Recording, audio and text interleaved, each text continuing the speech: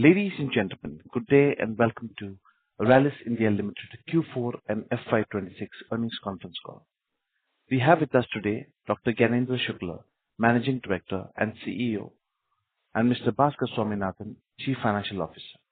Before we begin, I would like to mention that some of the statements made in today's discussion may be forward-looking in nature and may involve risks and uncertainties. A detailed statement in this regard is available in the results presentation. As a reminder, all participant lines will be in the listen-only mode, and there will be an opportunity for you to ask questions after the presentation concludes. Should you need assistance during the conference call, please signal an operator by pressing star then 0 on your touchtone phone. Please note that this conference is being recorded. I now invite Dr. Shukla to begin the proceedings of the call. Please go ahead. Thanks. Good morning, everyone, and for joining us today on Rallis India Limited Q4 and fiscal year 26 earnings call. As mentioned, I have alongside myself our CFO, Mr. Bhaskar Swaminathan. Good morning, everyone. I'll open with an overview of the industry landscape before addressing developments specific to Rallis. The Indian agrochemical sector is currently transitioning from a buyers to a seller's market due to war-induced supply constraint and rising prices. Post-Iran war, the industry shifted to a seller's market with signs of panic buying and hoarding. Supply chain disruptions persist, but inventories help most companies avoid damage. Agrochemicals, particularly glyphosate, is facing pass-through in China supply chain disruptions amid global tensions. The prices of other generic AIs like glufosinate, mancozeb, metribuzin, strobilurin fungicides, pyrethroids, CT, etc. It's a near-term cost inflation wave likely to compress downstream margins. Quarter 4 is typically slow for the domestic market for agrochemicals. In addition, the Rabi season has not gone well owing to the unfavorable climate. As per the official data, the unseasonal rain and hailstorms have damaged Rabi crop across 2,000 hectares, with wheat suffering the maximum impact.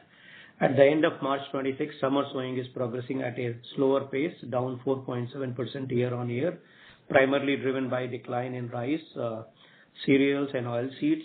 Within cereals, bajra sowing has improved by about 9%, while maize has declined by about 8%. In oilseed, groundnuts sowing is significantly lower, down by 12.7%. Pulses is a bright spot with total area rising by 17%. AMD's 2026 monsoon for at 90% of the PA signals normal rating agri sentimental effects of like Rallis Niño odds drive early deficit in north and central and western India, and which are key sowing areas, while south and east may see a relative better monsoon. Well-distributed precipitation during key sowing windows can partly offset deficits, whereas erratic patterns such as prolonged dry spells or excessive concentration tend to be more disruptive.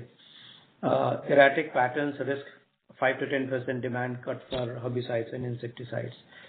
In integrated farms with balanced portfolios of seed, crop protection, and soil and plant health tend to face less impact. Expanding irrigation coverage to 55% of the arable land has notably reduced monsoon dependence on key crops for India. And also the rural diversification into dairy, poultry and allied sectors now contributes roughly 1/4 of the income for households, providing a structural buffer against rainfall deficits.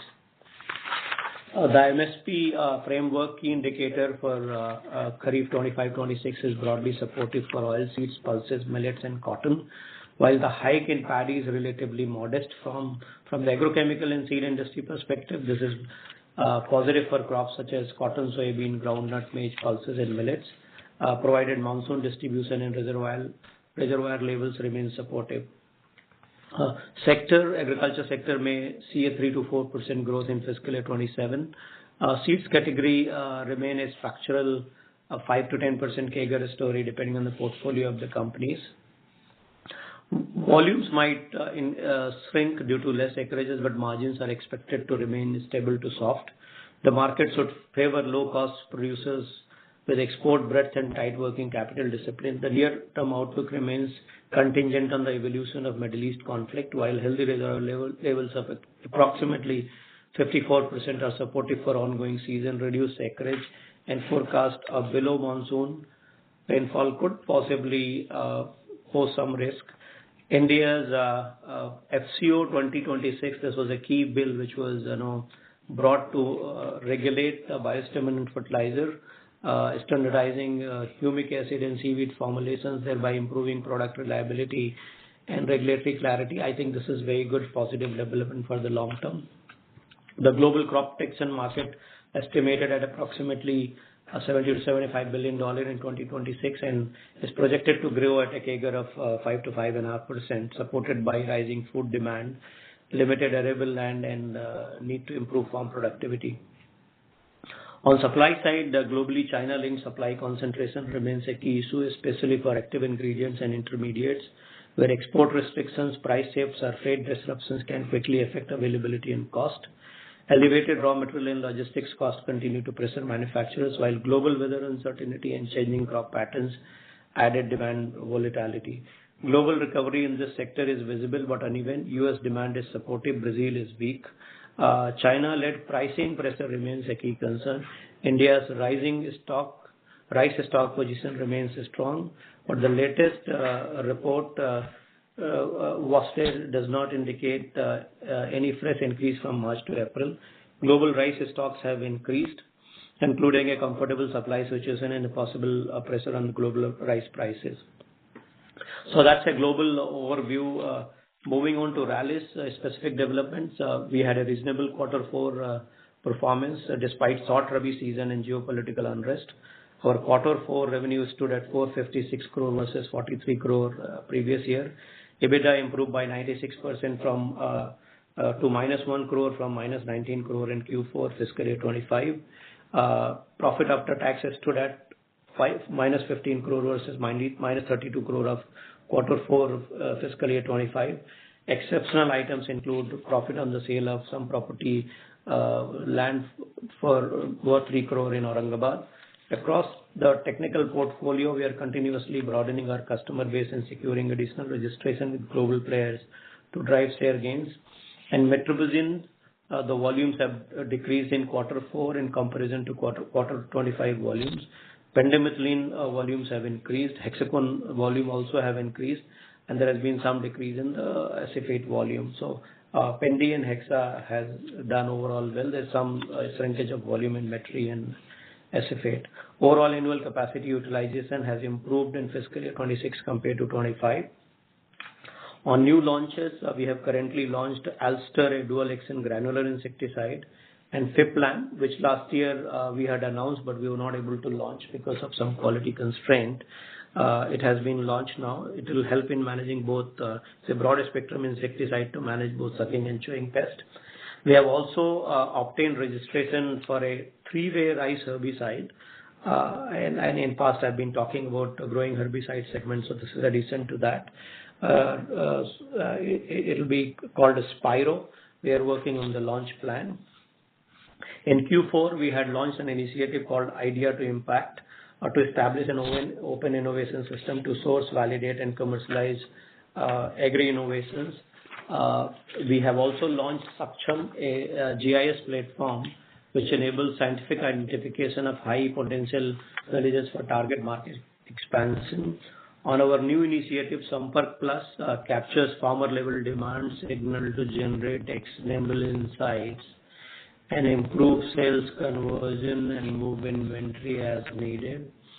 We're also using tech-assisted products and generate demand, digital-led field AV van campaigns, farmer and retailer level digital schemes, and enrollment of retailers on Anubandh Edge platforms. So all these platforms are digital-driven. This is all for initial deliverable of centricity goals as well as retailer and distribution connect. As a result of improved manufacturing efficiency and operational excellence, Rallis has achieved record production levels. We have enabled digital-led engagement that strengthens data-driven decision-making and enhances farmer outreach and our advisory productivity. We are also shifting towards high-margin, sustainable and farmer-centric offerings, including biological and next-generation product. That concludes my opening remark. I'll now hand it over to Mr. Bhaskar, our CFO, for a detailed analysis of the financial situation. Over to you, Bhaskar. Thank you, Dr. Ganendra. Good morning, everyone, and thank you for joining us today for our Q4 and FY26 earnings call. I'll walk you through our financial performance for the quarter, post which we shall commence on the Q&A session. Starting with the top line for the year, our Q4 FY26 revenue stood at rupees 456 crores as against rupees 430 crores for the same period last year, resulting in an overall growth of 6%. Overall volume growth has been 5% with pricing growth by 1%. Overall EBITDA for Q4 FY26 stood at rupees negative 1 crore, higher by 96 compared to last year of negative 19 crores of the same quarter. Profit after tax stood at negative 15 crore versus negative 32 crore of Q4 last year, which is 52% higher than the previous year, same quarter. Crop care segment grew by 5% to rupees 425 crores in Q4 FY26 from rupees 405 crores in Q4 FY25 due to volume expansion, new product promotion, and increased digital engagement. Moving to domestic B2C, a 15% growth in Q4 FY26 registering rupees 255 crore revenue vis-a-vis rupees 222 crore in Q4 FY25, which was driven by volume growth of 14%, primarily led by insecticides. Soil and plant health category grew by 27% to rupees 47 crore from rupees 37 crore in Q4 of FY26 in comparison to Q4 FY25. It registered a robust volume growth of 29%. The volume impact is due to growth in micronutrients and biofertilizers. Moving to seeds business, seeds revenue grew by 23% to rupees 31 crore in Q4 FY26 from rupees 25 crore in Q4 FY25 due to 8% volume growth and 15% price growth, mainly driven by cotton and millets. Exports top line degrew by 33% to rupees 77 crore from 114 crore due to degrowth in volumes and revenue from metribuzin and pendimethalin. CSM products, custom synthesis manufactured products, in Q4 FY26 revenue displayed promising growth by lodging 59% growth to rupees 66 crore from rupees 41 crore of last year, driven by both volume and price growth. The revenue stood at rupees 170 crore versus rupees 182 crore with a decline of 7% primarily due to volumes. For the full financial year period, top line revenue stood at rupees 2,897 crore, reflecting a growth of 9% year on year. Crop care revenue stood at rupees 2,416 crore, reflecting 8% growth year on year, driven by volume expansion despite price softening. And seeds revenue increased to rupees 481 crore, delivering 15% growth year on year, supported by cotton and maize, along with improved contribution from in-license products. The B2C business recorded growth of 5%, delivering rupees 1,657 crore revenue, primarily contributed by 9% volume growth. The B2B business recorded growth of 14%, delivering rupees 759 crore of revenue, supported by both volume and price growth and expansion of the customer base. In the crop care segment, expansion of our customer base and product portfolio is enhancing business resilience. We are driving focused execution across frontline and operational functions by optimizing the product portfolio, rationalizing territories, eliminating overlaps, and simplifying costs across the value chain. In the seed segment, our primary focus will be on 5 strategic crops: cotton, maize, millet, mustard, and rice. A selective and concentrated approach in these crops is expected to drive operational scale and efficiency. Overall, we remain disciplined in improving capital efficiency across both fixed capital and working capital. At the quarter end, our inventory levels remain slightly elevated in comparison to the same quarter of last year. Collection cycles remain smooth.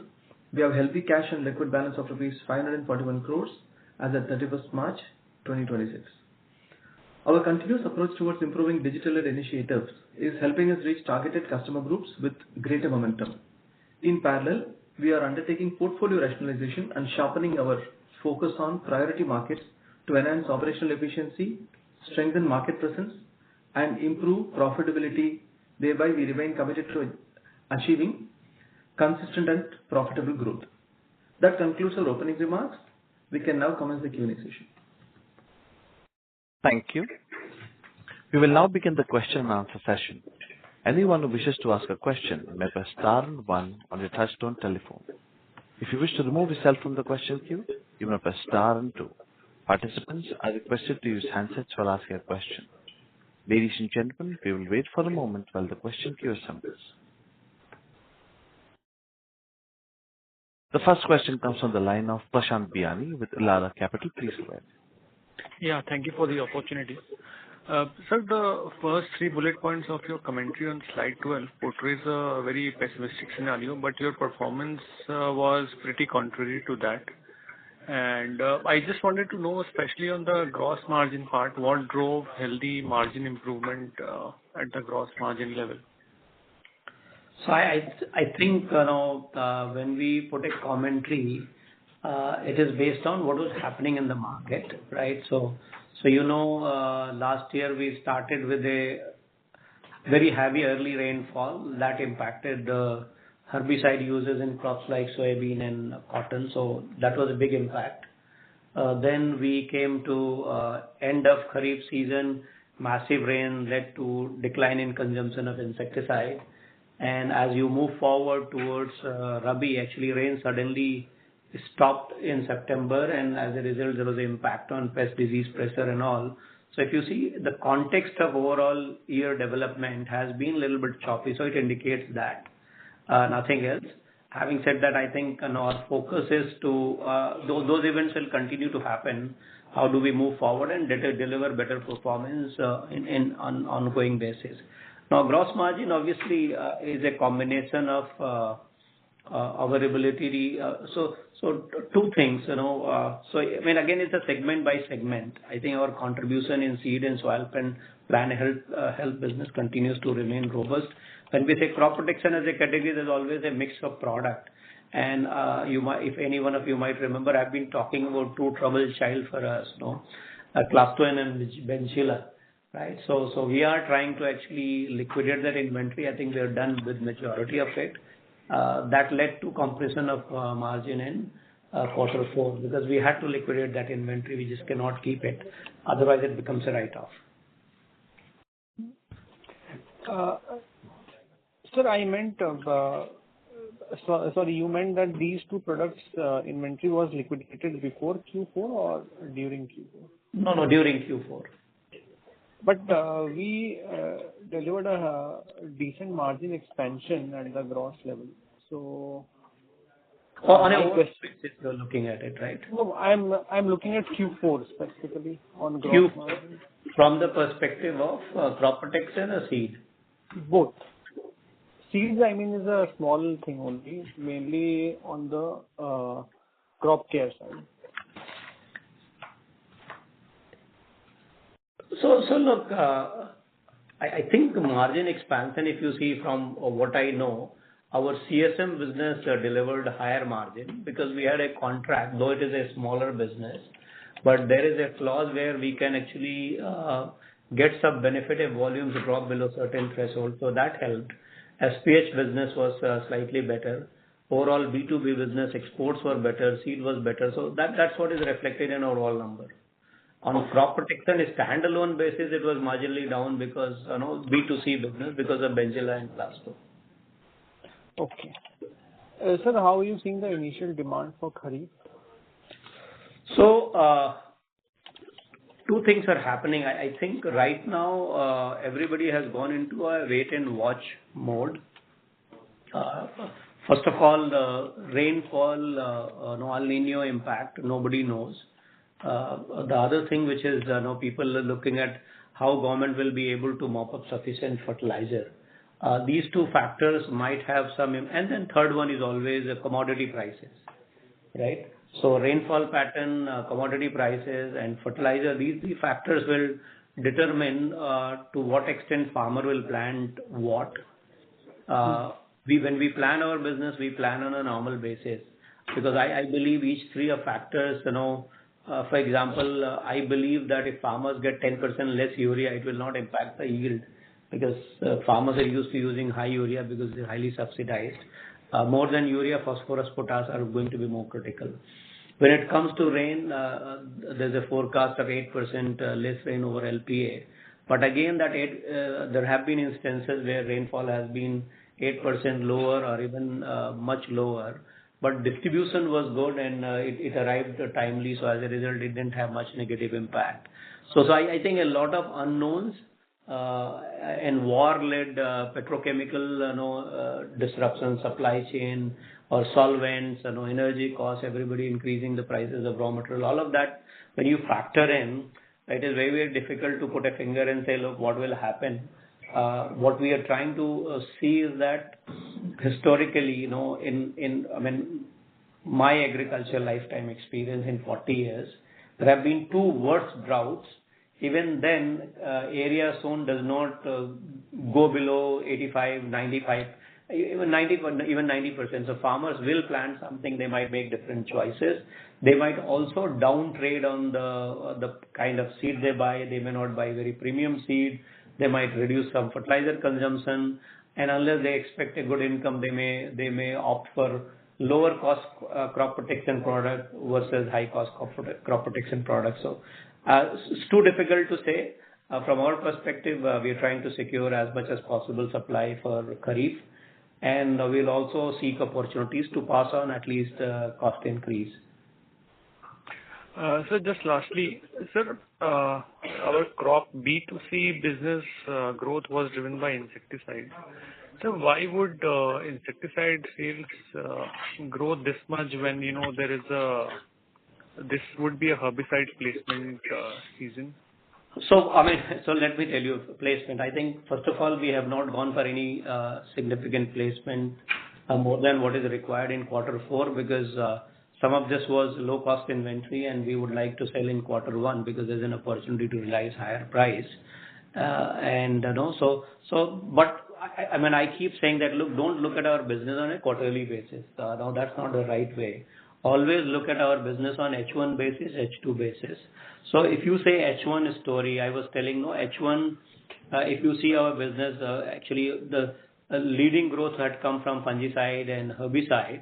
And in H1, because of August-September rain, insecticide users had dropped. As a result, insecticide business had declined. Come to H2, actually our herbicide and insecticide have done better, right?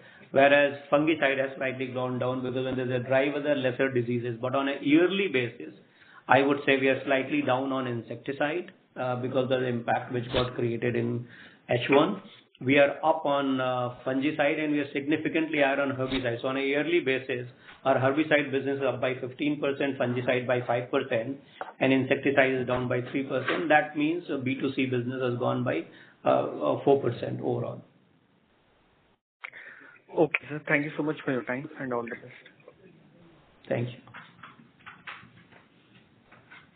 Thank you. Next question comes from the line of Ankur Periwal, Axis Capital. Please go ahead. Yeah, hi sir. Thanks for the opportunity. Now, my first question on the seeds business there. If I look at not quarterly but let's say on an annual basis, we have done reasonably well this year, along with some sort of stability or improvement coming in the EBITDA margin as well. Given your commentary of focusing on those key 5 crops, how do you look at growth or ramp up in this business over the next 2 to 3 years? There have been issues of lower inventory earlier, but despite that we are seeing some margin uptake possibly because of better pricing. So your thoughts on one, volume growth, pricing growth and margin outlook for this business? Right. So I think in one statement I can say pricing across the board will be higher because when commodity prices go up, we have to compensate more to the growers, and that has to be we have to figure out a way to continuously increase the price. Now, when it comes to yearly construct of the seed business, to me, 4 crops are more important: cotton, rice, maize and millet. And each one of those crops actually had delivered growth last year. Cotton, in fact, had grown by almost 35%. Maize had grown by 20%. Millet growth was 8%. And there was a small growth in rice because rice seed availability was a challenge. Now, when I look forward, I think cotton probably this year again will deliver highest growth, followed by maize and rice, and then millet. Millet because of the limited area. In fact, millet might surprise us in a less rainfall area. Sometimes millet area also goes up. So that's how I see it. So I expect a combination of price and volume growth, and expecting to deliver high double-digit growth again this year. Sir, just one follow-up. High double-digit is a volumetric growth that you're looking at, or it includes the pricing also? It's a combination of volume and price. Okay, sure. And on the margins front, should we expect to sustain these margins or maybe even improve given the realization improvements? I cannot predict that, but obviously effort is, when your business grows, costs should not grow in the same proportion. That should have positive impact on the margin. But in seed, for example, last year we suffered because we had higher prices for drying and processing and all. This year, there is a other phenomena because seed crop was on time by everybody else and harvest came at the same time. As a result, there was a sudden capacity constraint for dryers, which is a primarily third-party activity. As a result, companies have to pay incremental cost for drying in the paddy open field. When you dry in the open field, what we call pad drying, it also sometimes can lead to lesser recovery. So all of those factors are not known yet. I think we are in the process of preparing for Kharif, and inventory and costing and everything probably will be known towards end of the quarter. And how season fares from a consumption perspective is only known when first half is over. Sure, sir. Second bit on the crop care side, if you can share your thoughts and comments on, the specific product, acephate, pendimethalin, etc. How is the macro behaving, especially, given the supply chain volatility globally as well, both on capacity as well as on the pricing front? Thanks. So I think as far as domestic branded business is concerned, availability is not a constraint. We are okay. Now, when it comes to our export business, I think there are 4 primary molecules we deal: pendimethalin, hexaconazole, acephate, and metribuzin. I continue to remain positive on metribuzin and pendimethalin and hexaconazole. There is a structural challenge on acephate side because the same people, those who supply us raw material, they compete with us in the American markets. So as a result, there's always a challenge, to supply those markets. Having said that, given some supply challenges also, we are trying to prioritize domestic market for a product like acephate, and we're trying to balance it, not lose the customer at the same time. See where we are going to be will be making more money. There are other products like methyl M we make, Crisoxim methyl we make. Those are relatively smaller products. Sure, sir. That's helpful. I'll get back into the queue. Thank you and all the best. Thank you. Next question comes from the line of Viraj with Simple. Please go ahead. Yeah, just a couple of questions. First is just to clarify, you said the standalone B2C gross margin has softened in the quarter, and whatever increase we've seen on a consolidated basis is a mix of B2B exports and seeds. Am I right? Yes. Okay, and also with regards to just Q4. And with regards to the healthy volume growth which we saw in B2C in the quarter gone by, that would also be largely a function of the pre-placement we would be doing for insecticides or maybe for the biostimulants for the upcoming quarter. Would that also be a right understanding? No, actually, contrary to what we should have done, we have not done that. We have been very conservative on pre-placing the stock, right? So we have only sold what is required because as the sentiments change, we might have an opportunity to have higher realization. As a result, we haven't aggressively pushed the stocks. Okay. Any color you can give in terms of the inventory in the system for the market?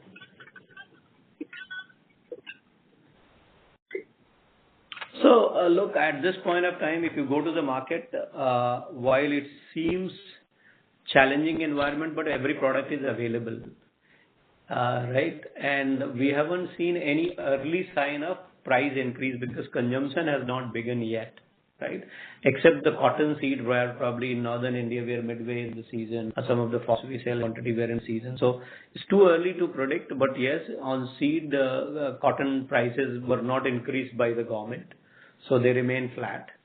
So we have to rely on volume, and cotton is going to be roughly 20-25% of our projected cotton seed business. So from that perspective, no price increase. All the price increase opportunities will come in rice, maize, and millet. Cotton is primarily a volume game. Same way, crop protection, I think, because of rain and all, So yes, companies do place the normal inventory. We haven't done anything beyond normal inventory. I meant for the crop protection for the industry, not specific to us. Any color you can give on the inventory in the system? Because, even Q2 was bad and Rabi has not been that great. So, any color you can give in terms of the inventory in the system? So I think inventory has come to normal level. I mean, 2 years ago, this whole industry was suffering from a lot of inventory hangover. I think that has reached to a normal level now.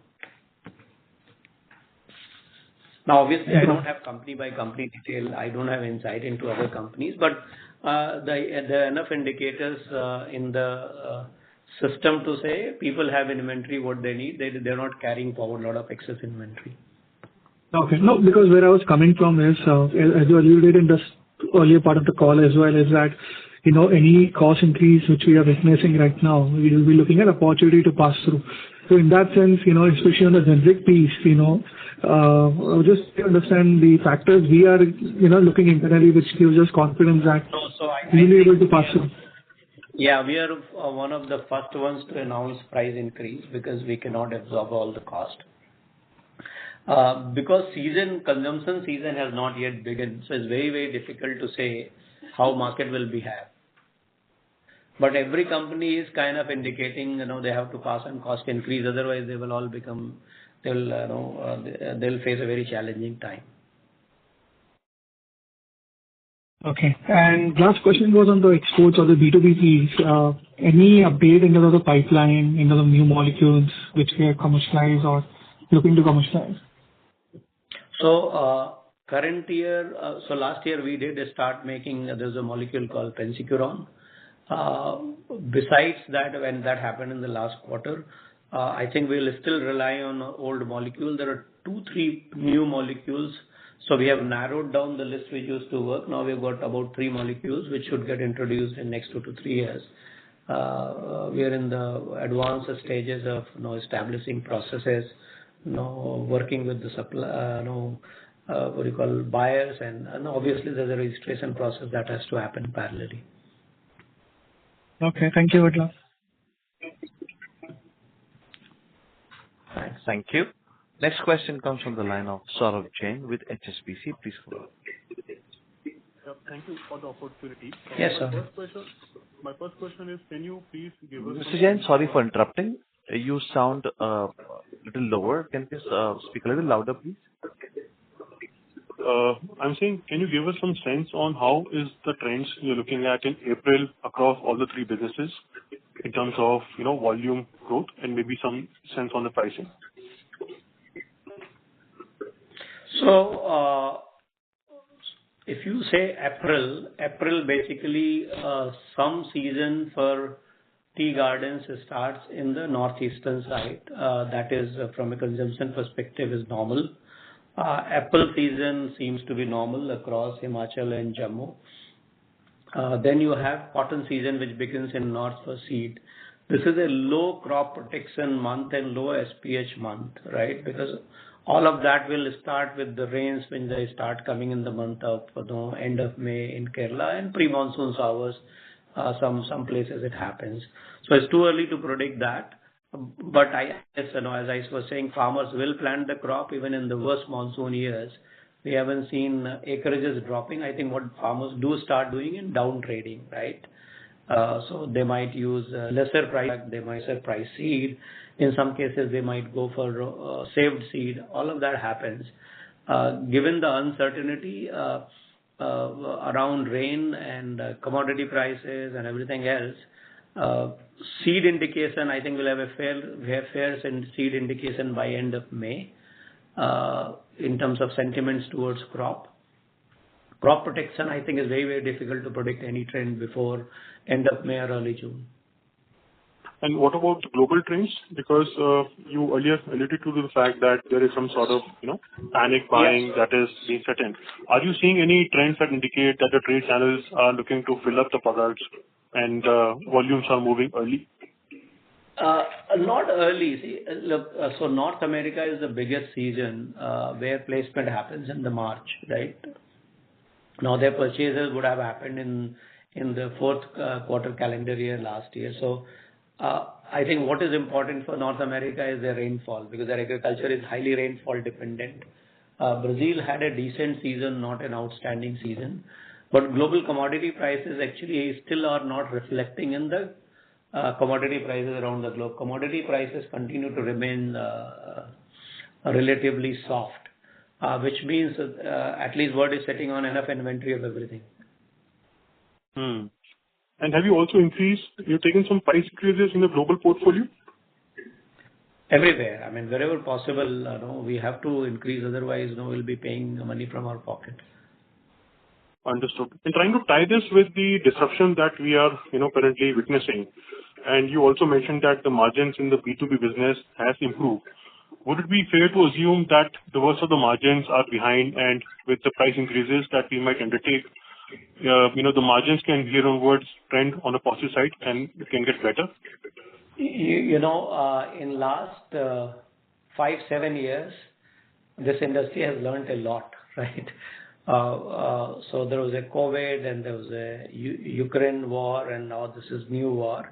And every time new learning is coming, right? So during COVID period, everybody got engaged in the farming. As a result, companies did very well and supply chain was disrupted, but still material was available. Then came Ukraine war. There was a shock of petroleum prices that subsided. But that COVID thing also led to a lot of inventory build-up, because 1-2 year did well, 3rd, 4th year a lot of inventory. Then war happens, now that has become normal. Now we are dealing with a new thing, right? So too frequent, too many things happening, and now we are also talking about El Niño. So all I know is that farmers will plant the crop. Southeast monsoon, based on what it looks, is going to be good. Punjab, Haryana, Western UP, part of Rajasthan, Eastern Madhya Pradesh are all irrigated or get assured rainfall. So the risk is only few pockets in the country. So for example, Marathwada, Vidarbha could be a challenge. There could be a challenge in Saurashtra, there could be a challenge in Rayalaseema. Other than that, there are pockets of challenge.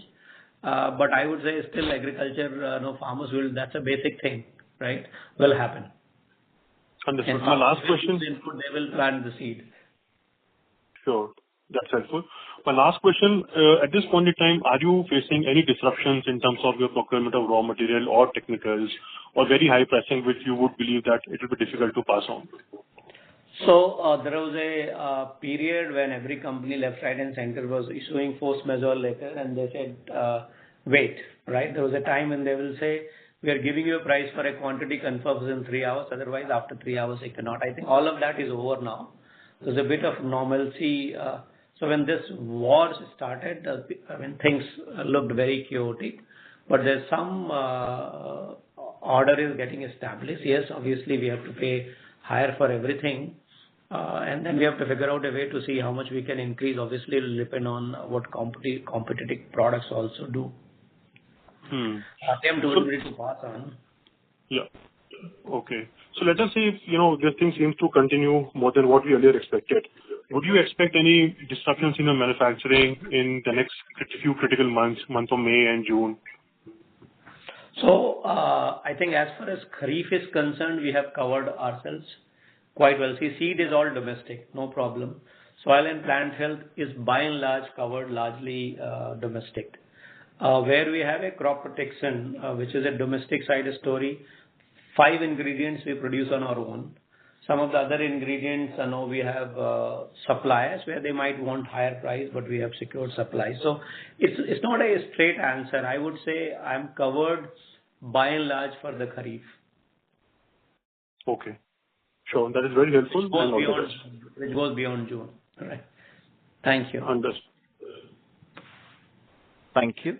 Next question comes from the line of Rohit Nagaraj with 361 Capital. Please go ahead. Hi, Rohit. Yeah, hi. Thanks for the opportunity. So first question is, in your opening remarks, you mentioned that the margins will be stable to soft. And in terms of the cost increase, we have already experienced that the raw material cost or sourcing cost has increased. We'll be passing on to the farmers by increased prices.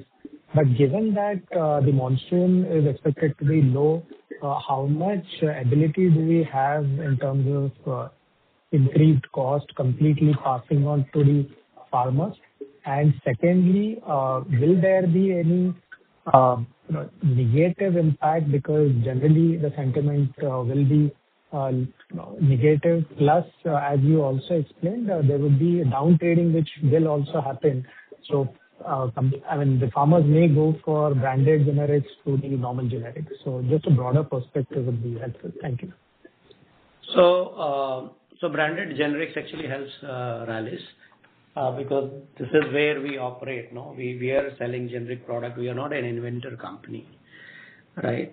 As far as planting is concerned, we know that farmers.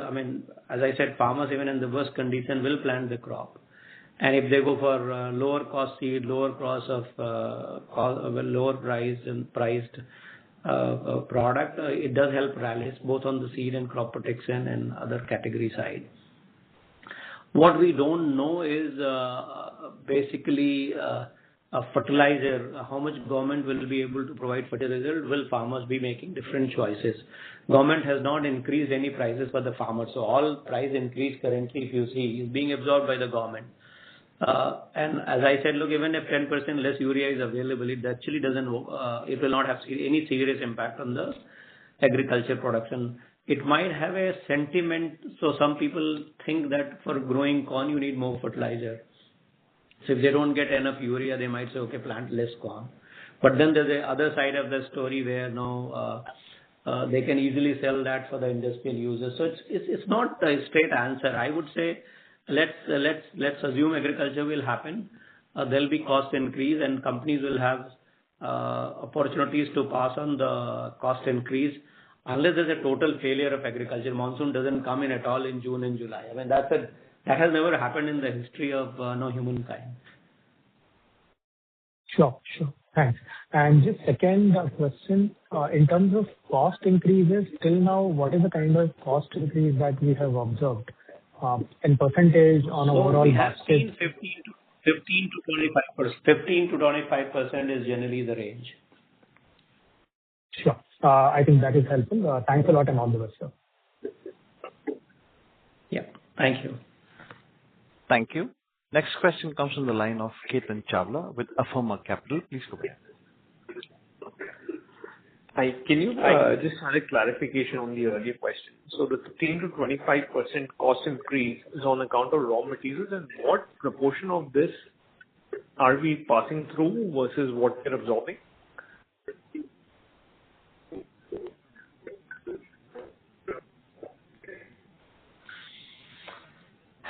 So as I said in the beginning, right now it's all placement, right? We have tried to pass on all. We have announced the price increase. I think everybody is working. So there's always a carryover inventory which comes from January, February, March. That was supplied at the low price. I think that will get exhausted and then new price will start getting established in the market. That's how market is start. So all the new supplies we have been supplying at a price. Our attempt to on all the increase, whatever, but the rate and what is in rates. Understood. And in terms of, based on where, how you see the market right now, how long do you expect this 15 to 25% cost increase? Are you expecting this to percolate for first half of this year? Look, most of the Kharif inventory people will build by June. So for Kharif, this cost increase, you have to assume that it has happened, right? It's already a reality. We cannot ignore that fact because we are sitting in May. We are getting into May now, very soon. And most companies would like to procure raw material even if something has to be sold in July, August and September because there's a lead time of shipping, bringing in, processing, packing and supplying. So generally it's a 190 to 150 days cycle depending on the product and crop. For herbicides anyway, every company has made all the arrangement because herbicides need to be supplied in May and June for consumption in June and July, right? So herbicide is all done. Insecticides also start early, that's happening. Fungicides come later on. So I think you have to assume this cost increase, even if, say, war settles tonight, we have a surprise announcement that war is over, right? Strait of Hormuz is open. Life is normal. It's going to take 3 to 4 months to unwind. To me, Kharif, this is a reality. We'll live with it. We'll have to live with it. We don't have a choice. Understood. Thanks. Thank you. Next question comes from the line of Abhijit Akela with Kotak Securities. Please go ahead. Good morning. Thank you so much for taking my question, sir. Hi, sir. Just first of all, one clarification on the numbers, revenue breakdown. Hi. Bhaskar had given us a number of 255 crores for B2C sales for the quarter compared to 222 last year. Just wondering if it might be possible to also give us a crop protection component within that specifically. Yes, he will be able to provide that. So you are looking at a breakup of so those are micro details, but by and large, I would say it is split between SPH and crop protection, 20% and 80%. But we'll get back to you details separately because these are my okay. splits. No problem. You can drop a mail to Chirjeev separately. Sure. And when you guided to high double-digit growth for seeds in the next year, just to clarify, that is basically referring to say something like high teens, right? Is that the range you're looking at? Yeah, I mean mid-teen easily. Okay, sure. And there was one comment, so you made in the opening remarks that the sector may see 3 to 4% growth in FY27. No, that's the GDP growth. Okay. All right, understood. But on the crop protection side as well, the margins, when you mentioned stable to soft, you're basically expecting... So, I mean, percentage revenue growth will be higher this year because price increase, so revenue growth probably will be maybe double digit. I don't know what it could be because if our input cost has gone up by 15 to 20%, it is going to lead to price increase for sure. It will be 5%, 8%, 10%. I don't know at this point of time because ultimately many factors are not clear yet. Margins, depending on how competition will react, how commodity prices will behave. Generally, in such situations, commodity prices tend to rise. And again, it tends to be crop specific. Other than rice, I expect commodity prices to remain firm on everything else. Rice, globe is sitting on a excess supply, including India. Now, India, for example, grows a lot of basmati. Now, if Middle East remains disrupted, then basmati demand will go down. As a result, farmers may plant less basmati, so they might plant regular rice. They might plant a little bit more maize or some other crops. So I think those are the things, too early to say. But again, for maize, they will say, I need more urea. Now, if enough more urea is not available, will they do something else? Too early to say.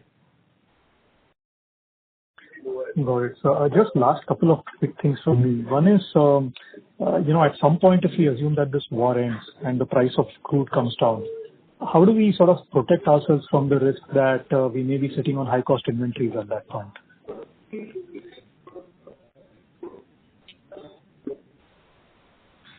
Actually, your line answered the question well because line was breaking. Am I audible right now clearly? Yes, you are audible. Please go ahead. Yeah. Thank you, sir. Just asking that. Repeat the question. Yeah, sure. So just asking that. Breaking actually. Yeah, sure. I hope you can hear me now. Yes, Mr. Akela, you sound loud and clear. Please repeat the question. Thank you. Yeah. So the question is that assuming the war, assuming the price of crude comes down by some extent over the next, say, 3 to 6 months, how do we sort of manage the risk that we might be sitting on high cost inventories at that point in time? So I think two ways to look at it. One is that we don't have to become greedy in hoarding the inventory, right? So we will go as per the business plan based on what can be sold.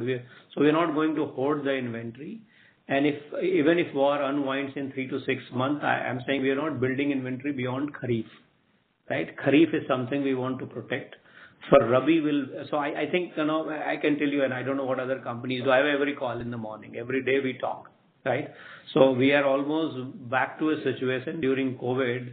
No, we were doing calls since morning, 8 a.m. to 8 p.m. So we're into that situation. We are building inventory which we think is right.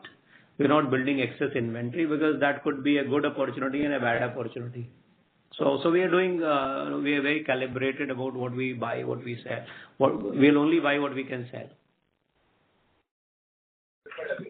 Understood, sir. That's clear. Just last quick thing. This liquidation of Plasto and Benzilla in the fourth quarter, was that one of the key contributors to this 14% volume growth that we saw in domestic formulations?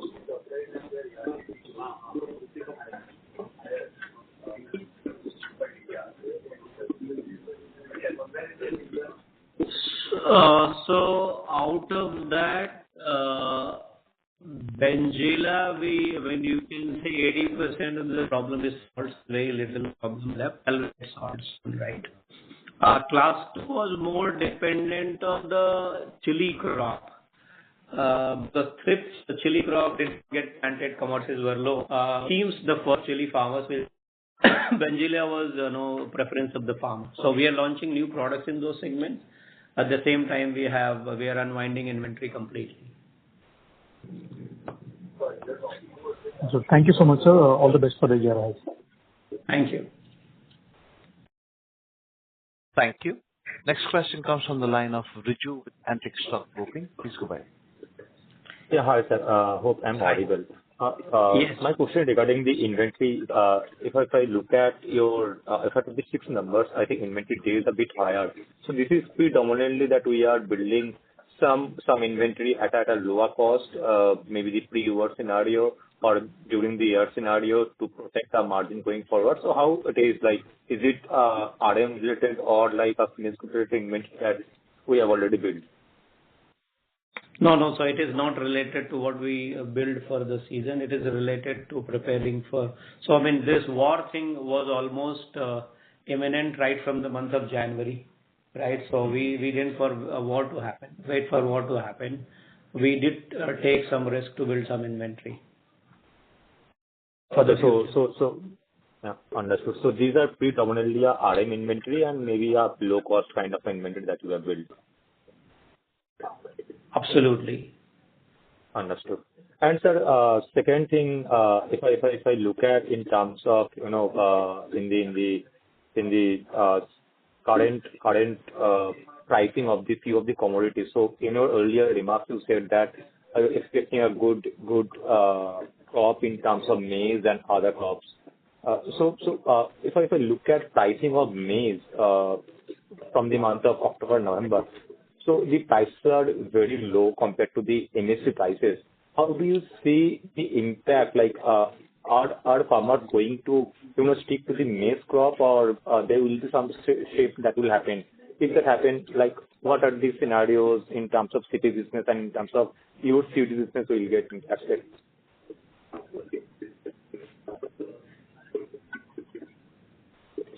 So I think, look, low and high has to be seen from the perspective of farmers makes per acre of money. Don't worry about commodity prices as much. I think at the end of the day, it will be matter of relative economics. So how much I can produce by growing a crop, how much it is going to cost, and at what price I can sell. To me, what they have seen for a period of time. Crop is still very, very competitive to grow. Understood. So crop prices might not impact significantly in terms of crop shifting, right? Yes. I mean, it's again, I'm saying, for example, rice. So I think a lot depends on global inventory buildup and what country allows to import and what country restricts. For example, India had a restriction on how much maize can be imported. We said we will not allow GM maize commodity, soybean, which is GM grown. So I think a lot of other factors will play. I would say other than rice, global inventory is at the normal level. Understood. And sir, in terms of CP business, right now we have done 15% kind of a growth. So in the domestic CP business, so if you could clarify in terms of volume and the duration growth in the 15% growth that we have reported this quarter. 15% growth in which segment? CP business that we have recorded this quarter. That is no crop protection. Where did we say 15?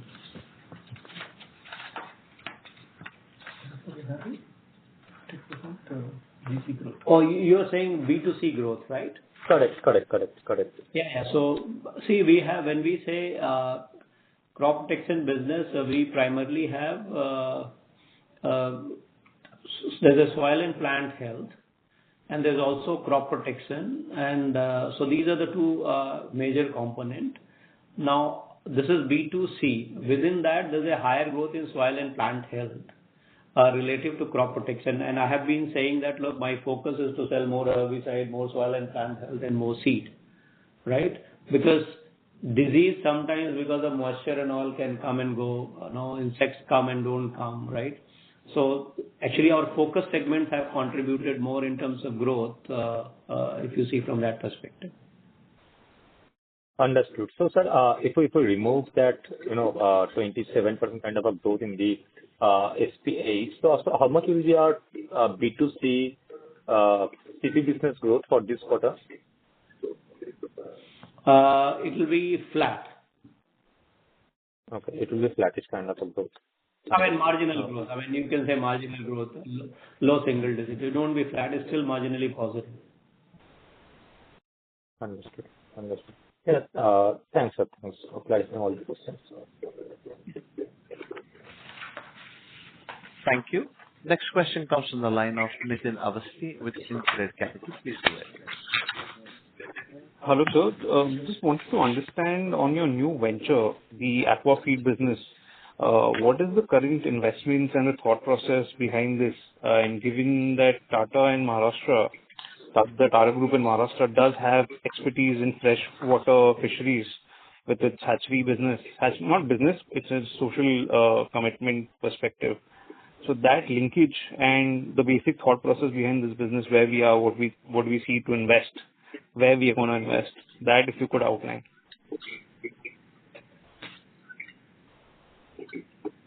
So, look, as part of the Tata strategy in agriculture, we did the whole mapping, and we identified this as an idea to worth experiment, right?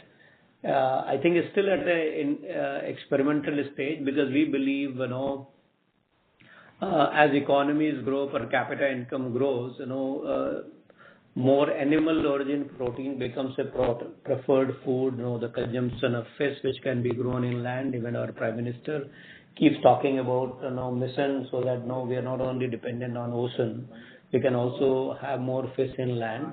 So I mean, look, this it still is a relatively smaller scale. It hasn't gone to a stage start discussing how much we want to make investment. I would like to see one more year, this year, to say where I am able to take it, and then start thinking of the strategy. But yes, it's an important segment. We're trying to understand rather than trying to rush into the segment. Understood. So the current products in the market are completely outsourced? So products are outsourced. I mean, it's Understood, very sir. similar to soil and plant health business. We incubated 7, 8, 10 years ago because when we sold Tata Chemical bulk fertilizer business, we were left with some residual micronutrients, right? So we said, okay, what do we do with this business? So we build this business. Now it has reached to a scale of now to 50 crore plus. So now we are saying, okay, how do we invest more? Because this we find it very exciting, right? I think Aqua is probably where, 5, 7 years ago, our soil and plant health business was. So we probably one or two more cycles before we can say anything about it. Understood, sir. So second question on... Potential-wise, it is but I think, see, there's so much potential in everything, right? We can't do everything. So it's still understanding phase. Understood, sir. So secondly, on the seed perspective, the whole industry has a lot of GE trials approved, including Rallis, and it's been going on for quite some time now. And given that the new policy of GE, which has come out, which differentiates itself from the GM regulation, do you see, the traction in that segment increasing exponentially going ahead, or do you still see hurdles in this segment picking up? See, when I look at seed R&D, there are clearly two components. One is called genetics improvement, where you keep accessing genetics and start applying tools to improve the genetics to develop product faster. I think there we are doing everything which needs to be done. When it comes to GE, basically, it's not about GM crop now any longer. It's not about bringing gene from outside. The conversation is all about gene editing. And gene editing is one space, I think, where while government has cleared the regulation, but the big global multinationals continue to hold patent rights, right? So we would rather initially, rather than trying to do everything in-house, we would rely on outside skills to get the job work done. And there are technologies we are accessing. For example, our cotton business is built on the foundation of BT technology. Now we are actually launching what you call Paryan technology-led rice seed business, where there will be herbicide tolerance gene and will be sold as a bundled product along with seed and herbicide. So we would rather license those technologies rather than trying to invest 10 years on researching those technologies, because global multinationals, they have disproportionate R&D on those areas. I think by spending small money and for the sake of conversation, I can say I will do it, but I would rather prefer accessing those technologies. Understood, sir. Thank you. Yeah, thanks. Thank you. Next question comes from the line of Darshita Shah with TSP Asset Managers. We have lost the line of Ms. Darshita Shah. Promote the next, that is Rajkumar Vedanath, Arkansas. Please go ahead.